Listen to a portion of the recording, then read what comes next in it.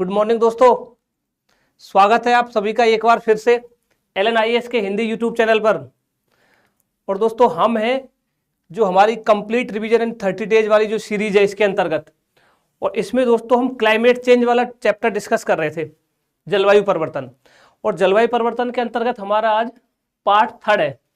Part third हम discuss करने वाले हैं और बहुत ही इंपॉर्टेंट टॉपिक है दोस्तों, आप सबको पता है। देखिए तो स्टार्ट करते हैं। ये PYQs हम डिस्कस कर चुके हैं आपके साथ।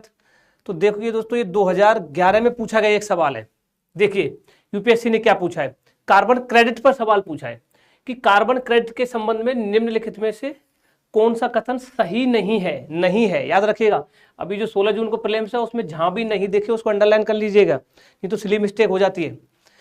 क्या पूछा है कि कार्बन क्रेडिट प्रणाली क्योटो प्रोटोकॉल के संयोजन में संपुष्ट की गई थी। ठीक बात है, क्योटो प्रोटोकॉल क्या है वो अभी हम डिस्कस करने वाले हैं आज की क्लास में।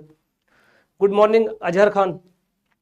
दूसरा स्टेटमेंट है दोस्तों, कार्बन क्रेडिट उन देशों या समूहों को प्रदत्त की जाती है जो ग्रीन हाउस गैसों का उत्सर्जन घटाकर उसे उत्सर्जन अभ्यंश के नीचे ला चुके होते हैं। ये भी ठीक बात है। कार्बन क्रेडिट का लक्ष्य कार्बन डाइऑक्साइड उत्सर्जन में हो रही वृद्धि दर पर अंकुश लगाना है। ये भी ठीक बात है दोस्तों। चौथा स्टेटमेंट दोस्तों ये कह रहा है, कार्बन क्रेडिट का जो क्रय विक्रय है ना, वो UNEP करता है, संयुक्त राष्ट्र पर्यावरण कार्यक्रम। तो ये जो है दोस्तों इस स्टेटमेंट गलत है, तो आंसर हो जाएगा डी।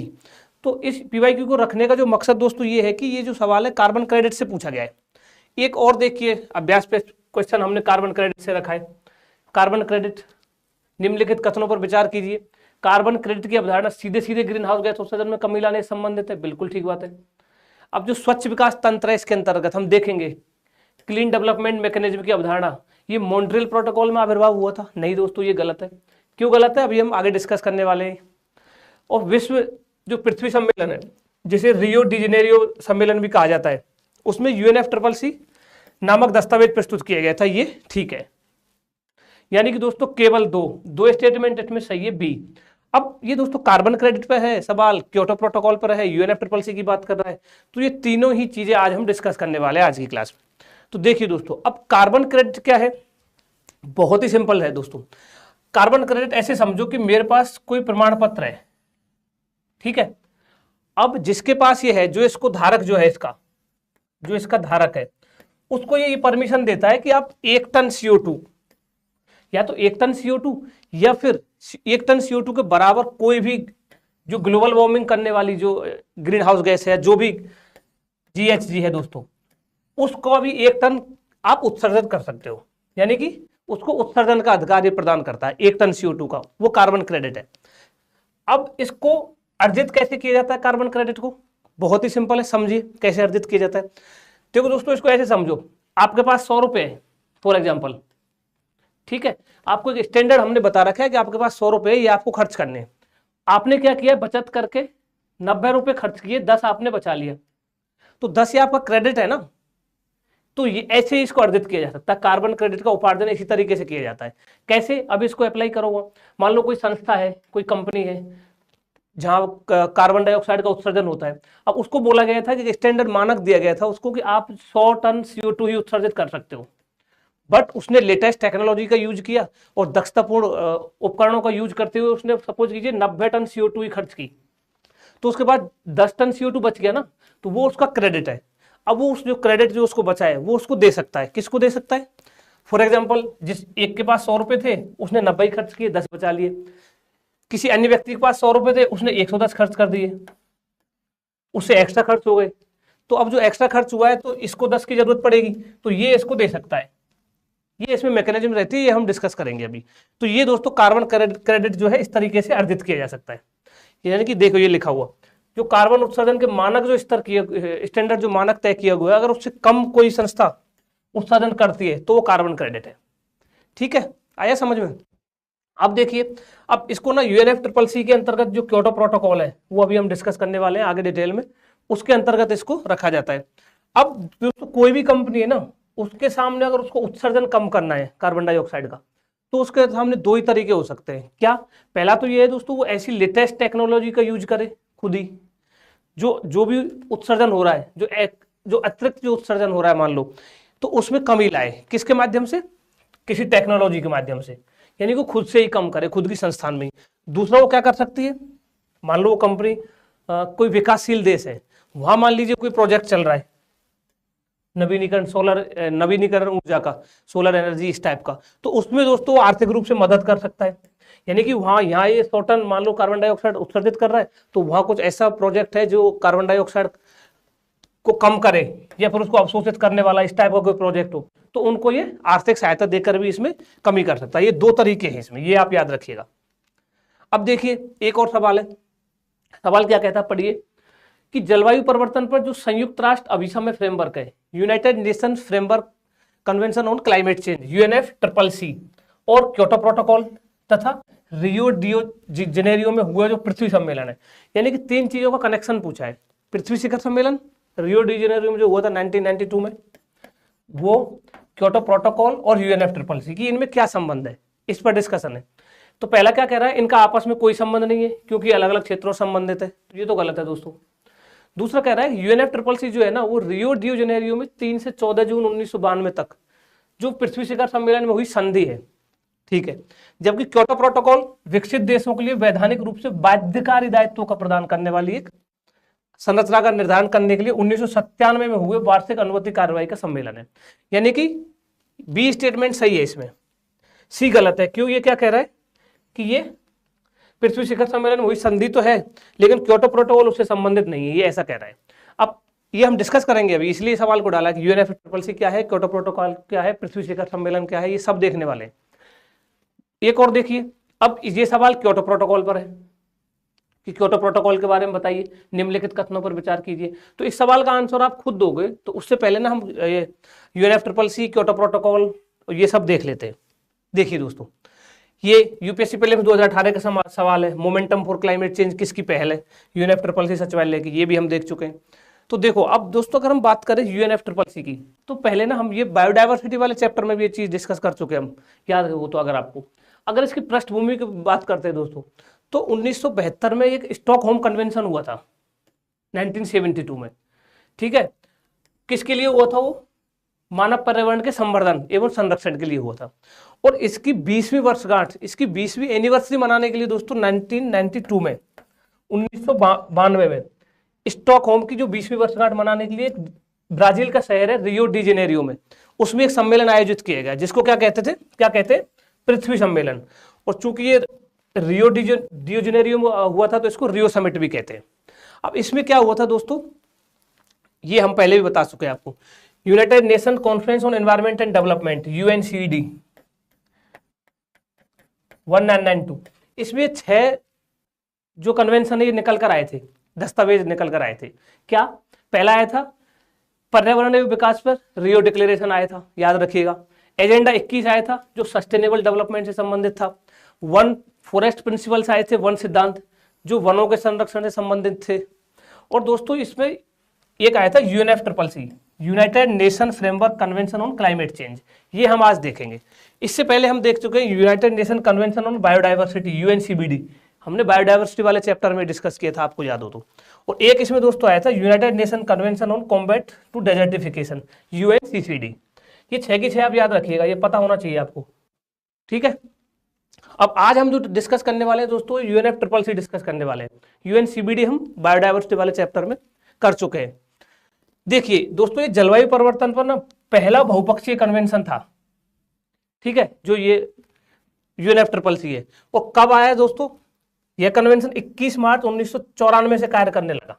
1992 में आया था, 94 से कार्य करने लगा। अब इसके सदस्यों की बात करें तो वर्तमान में 197 इसके सदस्य, ये आप याद रखिएगा ये फैक्ट।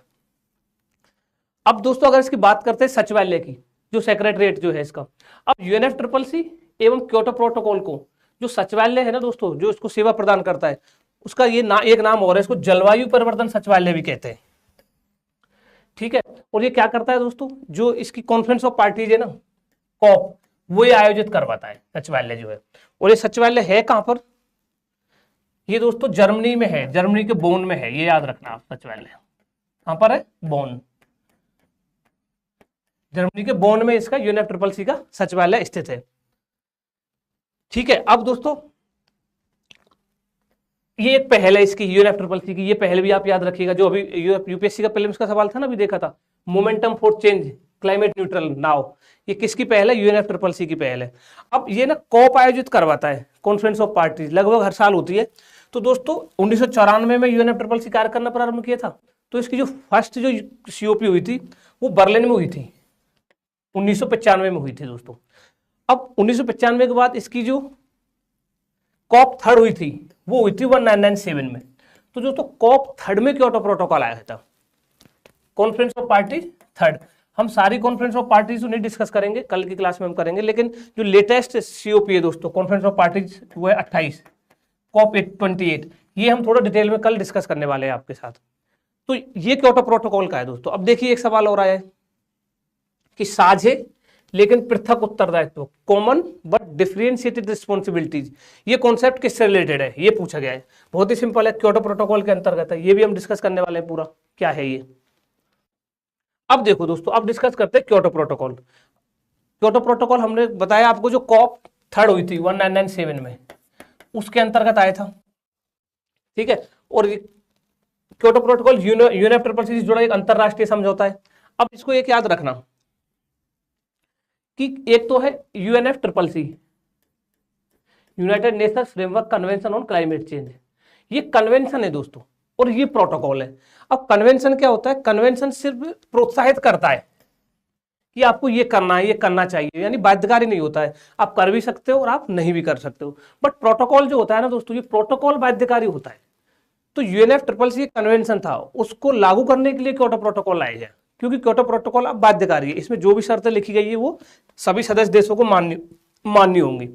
अब ये वैसे तो दोस्तों क्योटो जापान के शहर में हुआ था क्योटो प्रोटोकॉल, ये जो कॉप है इसलिए इसको क्योटो प्रोटोकॉल कहते हैं। 1997 को अपनाया गया था, लेकिन ये लागू कब हुआ था ये डेटा आप याद रखिएगा, 2005 से कार्यशील हुआ था क्योटो प्रोटोकॉल।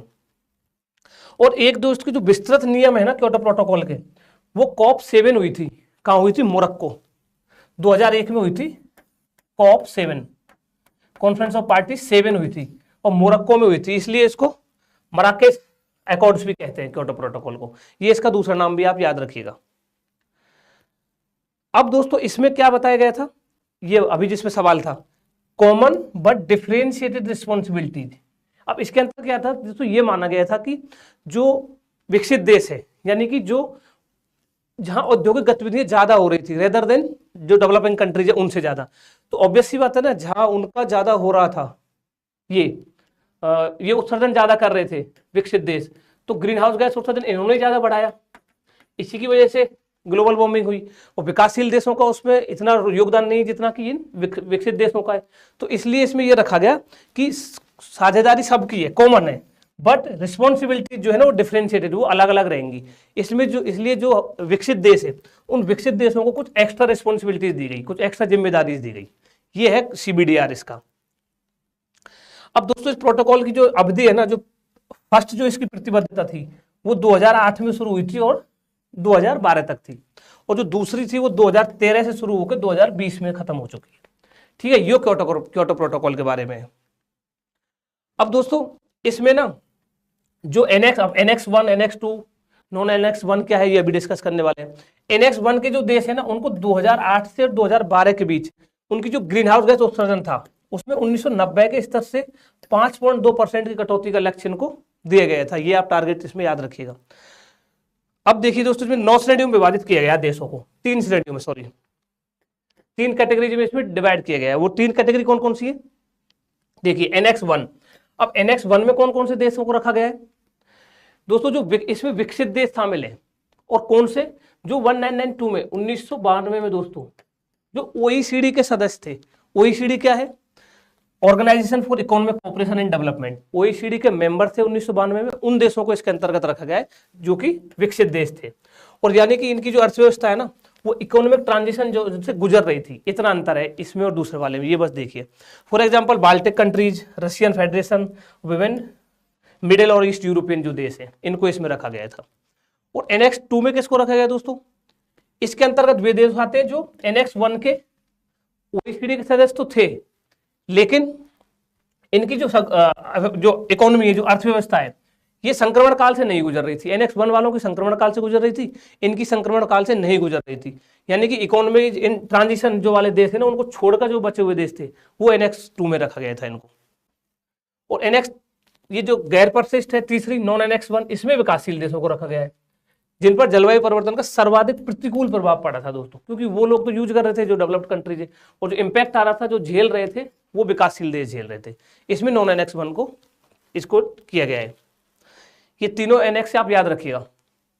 अब दोस्तों इसमें उत्सर्जन की कटौती के लिए कुछ रणनीति बताई गई है क्योटो प्रोटोकॉल में, कि उत्सर्जन जो हो रहा है ग्रीन हाउस गैसेज का, कार्बन डाइऑक्साइड का, उसकी रणनीति क्या है उसको रोकने की। तो इसमें दो तरीके बताए दोस्तों। एक तो बताया उत्सर्जन कटौती प्रतिबद्धता, इमिशन रिडक्शन कमिटमेंट, यानी कि इसमें तो ये कहा कि आप अपने उत्सर्जन को सीमित कीजिए, और बाध्यकारी, विकसित देशों पर बाध्यकारी रखा कि आप उनके लिए एक फिक्स टारगेट, एक स्टैंडर्ड तय कर दिया गया कि आप इससे ज्यादा उत्सर्जन नहीं कर सकते।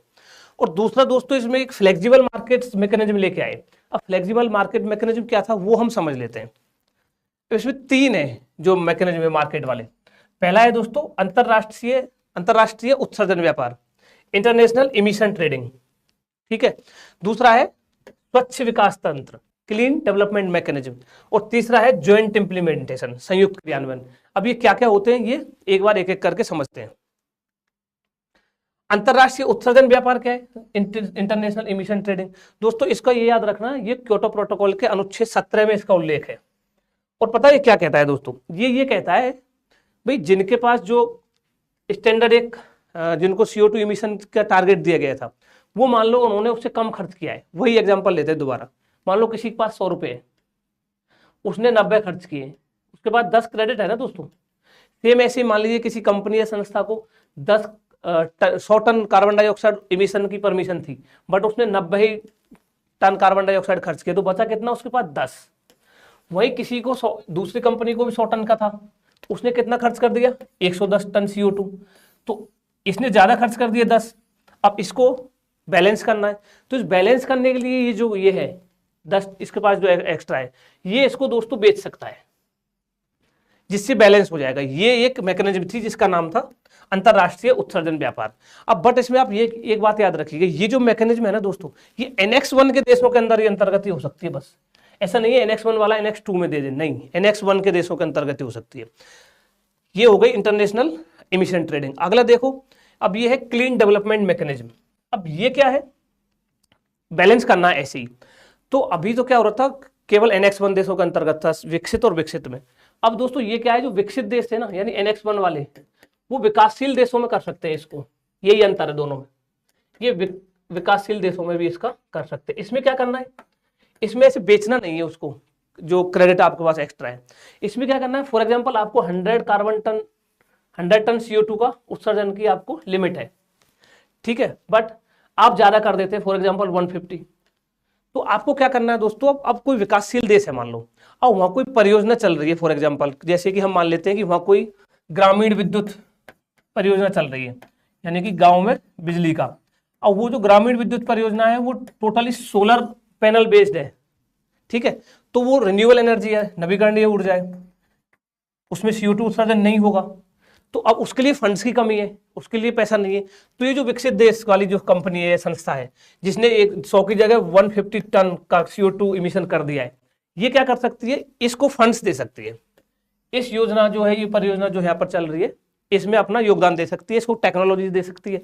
इस तरीके से इसको ये बैलेंस कर सकती है, क्योंकि यहाँ पर एक ज्यादा CO2 इमिशन कर रहा है, वहां पर एक ऐसी परियोजना चल रही है जो उस इमिशन को रोकेगा या फिर उसको कम करेगा या अवशोषित करेगा, ऐसी कोई भी परियोजना, तो उसमें वो कर सकता है। तो यहाँ ये याद रखना है कि जो इसमें विकसित वाले विकासशील देश में भी कर सकते हैं। ये है clean development mechanism. Are you getting my point? आ रहा है ना समझ में? अगला देखिए, ये ज्वाइंट इंप्लीमेंटेशन है। अब ज्वाइंट में सेम है, CDM जैसा ही है, क्लीन डेवलपमेंट जो मैकेनिज्म है ना, ऐसा ही है, बट इसमें ये फर्क है, वह विकसित से विकासशील में दे रहे थे, बट यहाँ पर ये एनेक्स 1 की पार्टियों के अंतर्गत ही होगा, यानी कि वो दोनों आपस में ये काम एक्सचेंज कर सकते हैं जो CDM में कर रहे थे। ये हो जाता है दोस्तों ज्वाइंट इंप्लीमेंटेशन वाला। ये आप PDF से पढ़ लेना और डिटेल में। अब एक सवाल देखिए, निम्नलिखित युग्मों पर विचार कीजिए। क्या कह रहा है कि कभी कभी समाचारों में देखे जाने वाले शब्द एनेक्स 1 कार्टाजेना प्रोटोकॉल से रिलेटेड है। दूसरा कह रहा है कि प्रमाणित उत्सर्जन जो कटौतियां हैं, सर्टिफाइड इमिशन रिडक्शन, ये नागोया प्रोटोकॉल से संबंधित है। तीसरा कह रहा है जो क्लीन डेवलपमेंट मैकेनिज्म है, ये क्योटो प्रोटोकॉल से संबंधित है। यूपीएससी प्रीलिम्स 2016 का सवाल है, अभी डिस्कस किया है। ये तो पता ही हमने पढ़ा है, सीडीएम जो क्लीन डेवलपमेंट मैकेनिज्म है क्योटो प्रोटोकॉल से संबंधित है। उसका जो मार्केट सिस्टम जो हमने देखे थे 3, उनमें से एक है, तो ये तो आंसर हो जाएगा सी। बट ये 2 गलत। अब ये 2 क्यों गलत है दोस्तों? अब कार्टेजियन प्रोटोकॉल और नागोया प्रोटोकॉल क्या है? अब दोस्तों कार्टेजियन जो प्रोटोकॉल है ना, ये जो सीबीडी हुई थी ना, अभी हमने देखा United Nation convention on biodiversity, उसके अंतर्गत आता है दोस्तों। अब इसमें जो लिविंग मॉडिफाइड ऑर्गेनिज्म होते हैं ना, जो LMO, इनके संरक्षण से संबंधित है। आप इतना याद रखिएगा, कार्टेजियन जो प्रोटोकॉल है। वो नागोया प्रोटोकॉल क्या है दोस्तों? नागोया प्रोटोकॉल ये भी सीबीडी के 2010 में जो access and benefit sharing, ABS, ये याद रखना, एक्सेस एंड बेनिफिट शेयरिंग, ये क्या है दोस्तों? ये दोस्तों जो हमारे आनुवंशिक संसाधन है ना, जो हमारे बायोडाइवर्सिटी वाले जो आनुवंशिक संसाधन है, उनसे जो होने वाला लाभ है, उनसे जो बेनिफिट हो रहा है, उसका निष्पक्ष और न्यायोचित तरीके से उसका डिस्ट्रीब्यूशन होना चाहिए। इसकी ये बात करता है Nagoya protocol. Access and benefit sharing Nagoya protocol से संबंधित है, ये आप याद रखिएगा। और इसमें दोस्तों सीबीडी में 3 चीज थी, कार्टेजियन प्रोटोकॉल था, नागोया प्रोटोकॉल था, और आईची टारगेट्स थे, आईची 20 कुल टारगेट्स है। तो ये दोस्तों हमने आज का ये देखा। अब वो सवाल देख लेते हैं जो इससे पहले हम क्योटो प्रोटोकॉल के बारे में जो सवाल था ना, एक बार उसको देख लेते हैं। ये तो हो गया है कॉमन बट डिफरेंशिएटेड रिस्पॉन्सिबिलिटी, किसके अंतर्गत है? क्योटो प्रोटोकॉल के, ये वाला, ठीक है। अगला जो सवाल था ये हम देख चुके हैं। ये सवाल था कि क्योटो प्रोटोकॉल के संदर्भ में निम्नलिखित कथनों पर विचार कीजिए। देखिए क्या कह रहा है, इसने हरित गृह गैस उत्सर्जन को कम करने के लिए विकसित देशों को बाध्य किया। बिल्कुल किया, अभी डिस्कस किया है। इसे 1997 1997 में अपनाया गया था, लेकिन 2005 में लागू हुआ, ये भी बिल्कुल ठीक है। इसे प्रौद्योगिकी हस्तांतरण और विदेशी निवेश के माध्यम से उत्सर्जन का शमन करने के लिए सामान्य कार्यान्वयन हेतु तंत्र के रूप में लाया गया, ये भी बिल्कुल ठीक है। तो दोस्तों इसके तीनों स्टेटमेंट सही है। कितने कथन सही है? उपयुक्त में से तीनों कथन सही है। एक और सवाल था, ये तो हम देख चुके, हाँ, इसका तो हम आंसर में बता चुका, ठीक है। तो दोस्तों आज की क्लास जो है हमने डिस्कस की। अब कल हम इसका लास्ट चैप्टर देखेंगे, क्लाइमेट चेंज वाला पार्ट 4 जो है इसका, इस चैप्टर का। तो ठीक है दोस्तों, आज की क्लास को यही विराम देते हैं। कल हम मिलेंगे। अब हमारी 2 क्लासेज और बची हुई है, मैं आपको बता चुका हूँ। कल एक क्लास होगी और एक परसों क्लास होगी, फिर 2 दिन का आपका ब्रेक रहेगा। आराम से आप रिवीजन कीजिएगा, और हो सके तो 15 को एकदम रिलैक्स होके, और 16 जून को एकदम अपना बेस्ट दे के आना है, ठीक है। Stay healthy, stay happy, good luck दोस्तों।